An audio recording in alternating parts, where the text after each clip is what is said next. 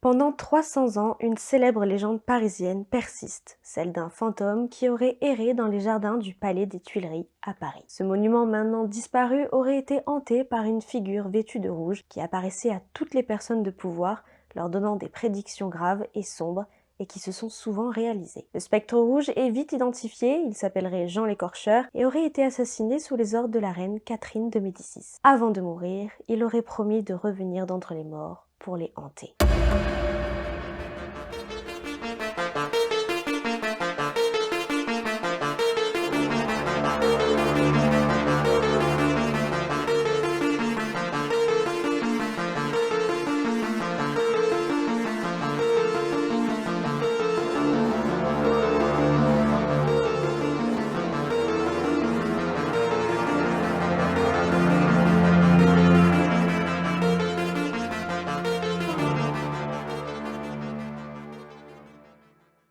Nous sommes en 1564 et la reine de France, Catherine de Médicis, se lance dans un grand projet. Elle souhaite transformer les fabriques de tuiles du bord de Seine en demeures royales. Le problème, c'est qu'un habitant du quartier, un boucher du nom de Jean l'Écorcheur, refuse de quitter son abattoir qui doit être détruit pour laisser place au nouveau palais. Et le boucher ne compte pas céder à cette requête malgré la grosse somme d'argent que lui propose Catherine. La reine prend alors le taureau par les cornes et demande à son homme de main, le chevalier Neuville, de résoudre ce différend en se débarrassant du boucher. D'autres versions racontent que l'artisan était au service de la reine et qu'il lui fournissait des ingrédients pour ses rituels de magie noire. L'homme aurait été un peu indiscret et la reine aurait décidé de s'en débarrasser. Durant le mois de novembre, au coucher du soleil, Neuville passe à l'action et plante la lame de son épée dans le dos du boucher. Mais l'homme est robuste et le chevalier doit s'y reprendre à de nombreuses reprises pour l'assassiner. Dans un dernier soupir, Jean l'Écorcheur dit « Je reviendrai ». Neuville abandonne l'homme dans la rue sombre et s'en va jusqu'au palais pour avertir la reine et récupérer son butin. Mais sur le chemin du retour, il ressent une présence, comme si quelqu'un le suivait de près. Sur ses gardes, Neuville se retourne et découvre des traces de pas ensanglantés. Plutôt pragmatique, le chevalier pense tout de suite à un écorcheur sorti des abattoirs, et il poursuit donc son chemin pour rentrer. Mais quelques mètres plus loin, il a de nouveau ce ressenti. Il en est sûr. Quelqu'un le suit. Il brandit alors son épée, et lorsqu'il se retourne, il tombe nez à nez avec Jean l'Écorcheur. L'homme titube et dégouline de sang. Neuville n'en revient pas. C'est impossible. Il tente alors de l'éventrer avec son épée, mais celle-ci fend l'air et le fantôme du boucher disparaît en même temps. Le chevalier rebrousse chemin jusqu'à l'abattoir et là, stupeur. Le corps de Jean a disparu. Il fouille alors les environs, pensant que le boucher ayant survécu se cache quelque part, mais il ne trouve personne. Neuville court raconter ses mésaventures à la reine, et celle-ci lui rit au nez. Elle le paie et le congédie. Catherine de Médicis, sous ses airs de femme digne, est en réalité une grande superstitieuse, si bien qu'elle ne dormira pas de la nuit. Quelques années plus tard, en 1571, la reine a rendez-vous avec son astrologue, et ce dernier va lui faire une confidence plus que troublante. Il raconte avoir eu une vision terrible lorsqu'il travaillait sur son horoscope. Une brume rougeâtre a envahi la pièce avant de prendre la forme d'un visage. Le spectre a alors pris la parole et lui aurait dit des choses horribles. La reine, persuadée qu'il s'agit du fantôme de Jean l'Écorcheur, boit les paroles de l'astrologue. Il lui dit avoir vu l'ascension, la chute et la disgrâce successive des futurs maîtres du palais au fil des siècles. Il rajoute que le fantôme a l'intention de chasser la reine du palais et de ne lui laisser aucun repos. Il aurait dit « Vous mourrez près de Saint-Germain ».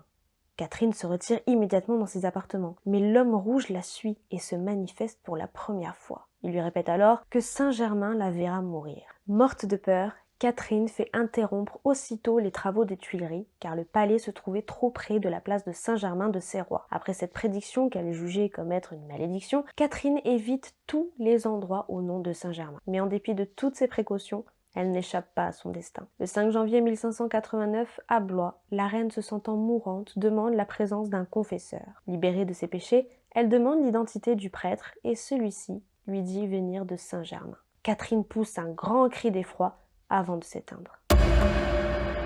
Après 20 ans de silence, l'homme rouge rend visite au roi Henri IV dans la nuit du 13 au 14 mars 1610. Le lendemain, le carrosse du roi se retrouve bloqué par des charrettes dans la rue de la Ferronnerie, près d'une auberge dont l'enseigne représente un cœur couronné, percé d'une flèche, exactement à l'endroit où François Ravaillac poignarde le roi. Le fantôme des Tuileries apparaît une nouvelle fois au jeune Louis XIV pour le prévenir de la fronde, puis de nouveau le 1er septembre 1715, le jour de la mort du roi. Le temps s'écoule et le fantôme est oublié. Mais le 21 juin 1791, le matin qui suit le départ du malheureux Louis XVI, qui finira arrêté, des témoins disent avoir vu le fantôme rouge allongé sur le lit du souverain, tel un message sur la destinée du roi. Quelques mois plus tard, en octobre, le fantôme de l'écorcheur apparaît à la reine Marie-Antoinette et sa servante alors qu'elle se promène dans les couloirs du Louvre qui est relié au palais des Tuileries par une galerie. Le 10 août 1791, la reine dit le revoir le matin alors que les sans-culottes se rassemblaient aux abords des Tuileries. Marie-Antoinette demandera alors au comte de Saint-Germain, magicien, de le protéger du spectre qui la hante. Malheureusement, ces protections ne donneront rien puisque quelques mois plus tard, le roi est transféré à la prison du Temple et le fantôme accompagne la reine jusqu'à sa condamnation à mort en 1793.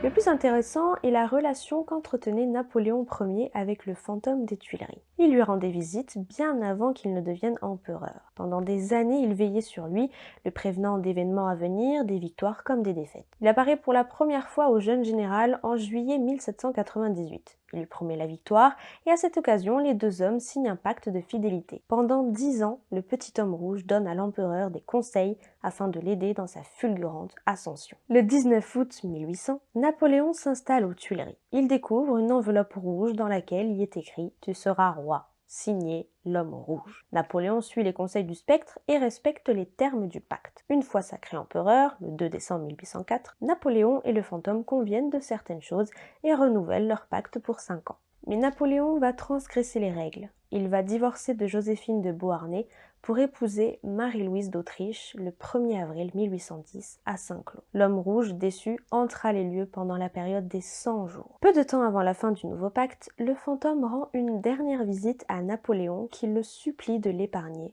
mais l'entité refuse. En 1815, à travers un brouillard, Napoléon voit apparaître un petit homme portant un bonnet en laine, semblable au bonnet phrygien. L'homme l'observe, le visage grave, puis disparaît. Quelques jours plus tard, le 18 juin, l'empereur perd la bataille de Waterloo. Et le 15 juillet, il se livre aux Anglais. Le 6 août, il embarque à bord d'un bateau qui le conduit sur l'île de Sainte-Hélène, où il meurt 6 ans plus tard, le 5 mai 1821. L'homme rouge est aperçu une nouvelle fois sur les marches de l'Opéra, le lendemain de l'assassinat du duc de Berry, qui a eu lieu dans la nuit du 13 au 14 février 1820. Puis il apparaît au roi Louis XVIII en 1824. Ce dernier mourant, il se décompose et souffre le martyre. La veille de sa mort, son frère le comte d'Artois aurait vu le fantôme qui tenait une couronne royale ensanglantée. L'homme rouge se fera oublier jusqu'au 4 septembre 1870 après la défaite de Sedan. L'impératrice Eugénie dit l'avoir vu alors qu'elle s'enfuyait. Perdu dans la grande galerie, le fantôme lui serait apparu pour lui indiquer la sortie et la sauver. La légende du fantôme des Tuileries prend fin quand la commune de Paris décide d'incendier le palais en mai 1871 afin de détruire le symbole de la tyrannie. Le projet de Catherine de Médicis brûle pendant 3 jours et 3 nuits. Des témoins affirment avoir vu le fantôme de Jean l'Écorcheur danser dans le brasier avant de disparaître dans une tornade de fumée. Les ruines du palais seront complètement rasées en 1883, les restes de matériaux seront récupérés, des poutres et d'autres éléments décoratifs seront même utilisés pour la construction d'un château sur l'île de Beauté. Malheureusement, la malédiction semblait toujours présente puisque le château brûla. Que l'on croit aux fantômes ou non, cette histoire fait plutôt froid dans le dos.